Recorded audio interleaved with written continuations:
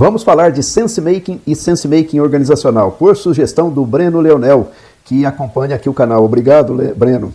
Então vamos lá, falar de Sense Making. Sense quer dizer sentido. O sentido das coisas, o sentido de uma cruz, por exemplo, apresenta a cruz e isso remete para a gente a um sentido. E o sentido e making em inglês, fazer, né? Fazendo ou construção. Então, sense make pode ser traduzido para o português como construção do sentido. Então, isto é um assunto relevante em várias ciências, né? Na psicologia cognitiva, psicologia que trata do conhecimento. Como é que nós sabemos que sabemos? O que nós efetivamente sabemos e quais são os fatores internos nossos que nos levam ao engano, à construção de saberes errados, a gente a se deixar enganar. Tá? A psicologia social, a comunicação, a antropologia, para a qual é central essa história de construção de sentido.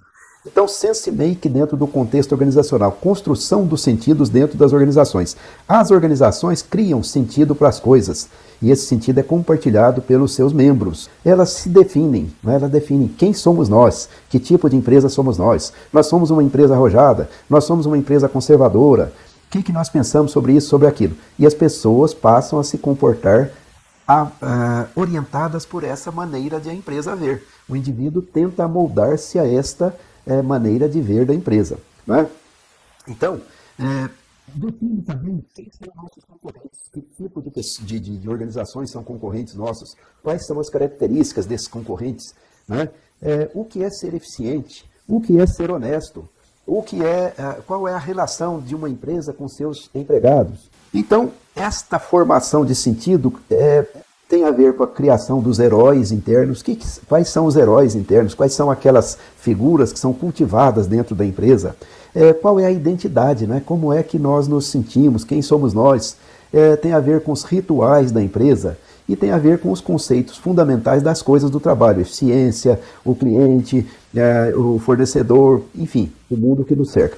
O Carl Weick, um pesquisador que estudou, ao lado de muitos outros, esta questão aí da construção de sentido, ele apresentou 7 pontos relevantes na construção do sentido. Ele disse que a construção do sentido é retrospectiva. Há uma história, né? Esta história, de certa forma, ela aprisiona as ideias da empresa. A empresa se baseia na sua história para explicar quem ela é, o que é certo, o que é errado, o que nós estamos fazendo, o que devemos fazer para o mercado, para os clientes, etc. Segundo lugar, esta construção de realidade trabalha não com aquilo que é preciso, aquilo que é verdadeiro, mas com o que faz sentido. Então ela trabalha com ideias que fazem sentido para a população interna ali, tá certo? E esse sentido é um sentido especificamente dela. Mais um ponto, é focado em pistas, né? E é extraído de pistas, pequenas deixas. Eu vou dar um exemplo de pista aqui, exemplo de uma pista. A executiva estava no carro indo para um encontro. E ela disse para o motorista, não dá para apressar? Eu tenho que chegar no encontro até a hora X. Ele falou, olha, vai demorar um pouco ainda, né?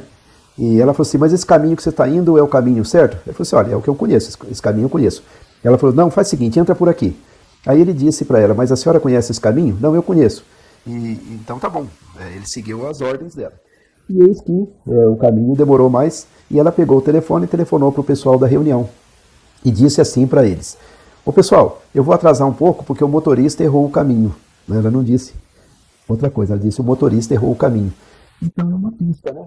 É uma pista de que convém a gente ser desonesto, convém a gente ser enganoso, que dependendo da causa nós podemos contar uma mentira. É um péssimo exemplo, né? Então, o exemplo das pessoas fornecem pistas sobre o que a empresa pensa, sobre quais são nossos valores, sobre o que nós queremos, sobre, enfim, como devemos tratar o cliente, sobre tudo isso. Então, a construção da realidade é focada e é baseada, extraída de pistas. As ações ativam significados. Por exemplo, ações ativam significados. A empresa, eu passei muitas vezes por isso. Empresas fazendo reengenharia. Como consultor, eu passei por isso. A empresa faz uma reengenharia e manda 600 pessoas embora. Isso aí ativa um conjunto de emoções, um conjunto de ideias, um conjunto de significados que as pessoas repensam a empresa a partir disto, tá certo? Mais uma coisa. A construção do sentido é social. Ela se baseia em conversas, em interações, em negociações entre as pessoas e assim por diante. É um processo contínuo, né? Entrando informação, saindo informação, revendo os conceitos, renegociando as posições, e assim por diante. E este processo é baseado fundamentalmente na construção da identidade do indivíduo. Agora, tudo isso tem o lado bom e o lado ruim, né? O lado bom é que a empresa pode construir valores verdadeiros, visões de mundo verdadeiras, visões de mundo adequadas para ela atingir a sua finalidade principal, que é atender bem o mercado, prestar serviços de valor para a sociedade. E tem o lado ruim, né? Que ela se afastar desta sua missão maior. Ela passar a fazer coisas que não são.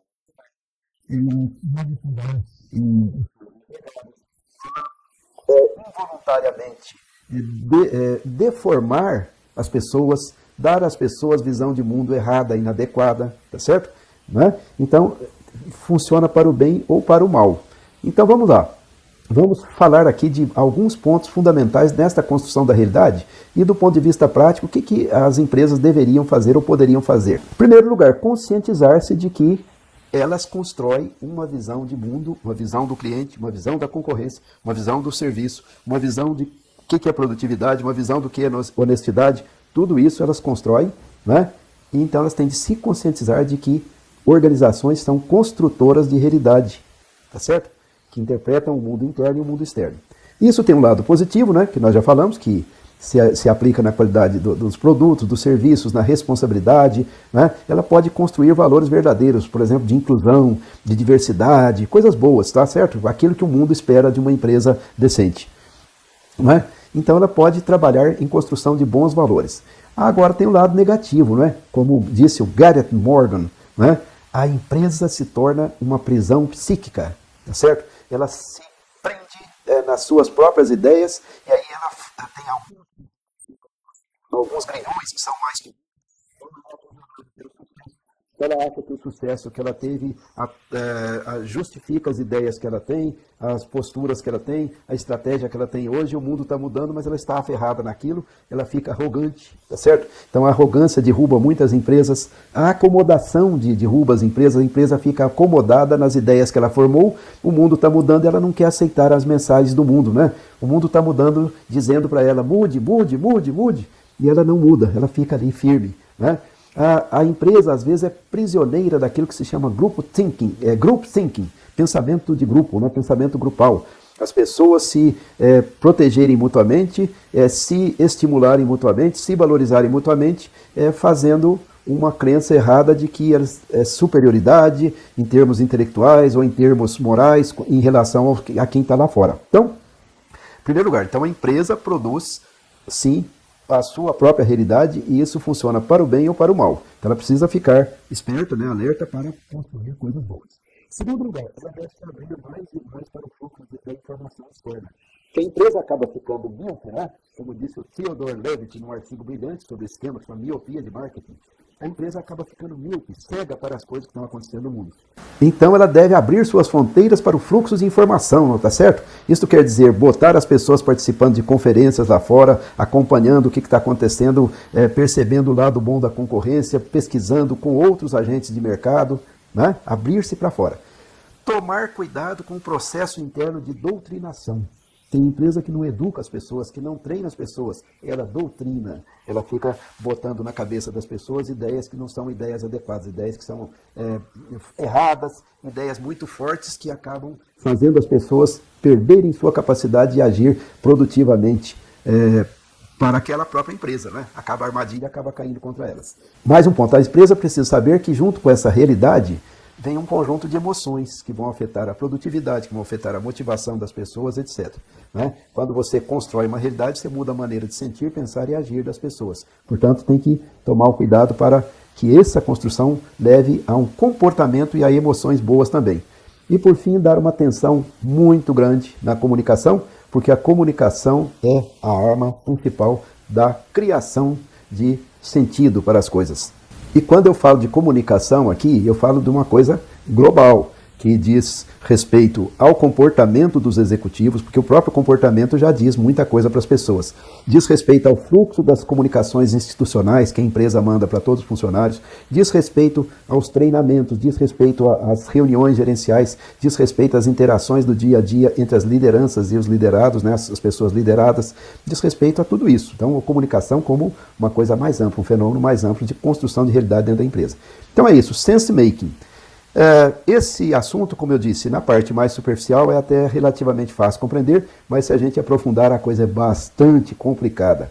Se você quiser ter uma visão crítica desse ponto, desse assunto aí, sobre a construção do sentido nas organizações, uma visão crítica, pesada e séria, leia o Alberto de Guerreiro Ramos. Né? Era um pesquisador brasileiro que foi lecionar no Canadá e morreu lá no Canadá. Alberto de Guerreiro Ramos dava aula aqui na Fundação Getúlio Vargas. Então, Alberto de Guerreiro Ramos apresenta uma visão crítica, né? Mas ali tem conteúdo, tem substância. Entre os melhores livros que eu li na administração estão os livros do Alberto de Guerreiro Ramos, que fala sobre isso aí, sobre essa construção do sentido, mas num aspecto crítico.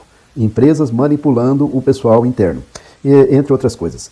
Então, eis aí o assunto. Se você quiser ler um outro ponto interessante também, leia A Miopia de Marketing, do Theodore Levitt. É um artigo que está na internet à disposição das pessoas, porque a USP tem esse artigo à disposição das pessoas. Só colocar Miopia de Marketing, Theodore Levitt, já aparece lá e você já pega. Então é isso. Construção do sentido. Aquilo que nós pensamos que é a verdade, aquilo que nós pensamos que é o certo, aquilo que nós pensamos que é o eficiente, aquilo que nós pensamos que é uma relação boa, tudo isso é construído e as organizações constroem sentido para os seus membros. Elas têm que buscar uma construção de sentidos que sejam mais próximos daquilo que leva à verdadeira missão da organização, que é servir adequadamente à sociedade. Sense Make, construção de sentidos.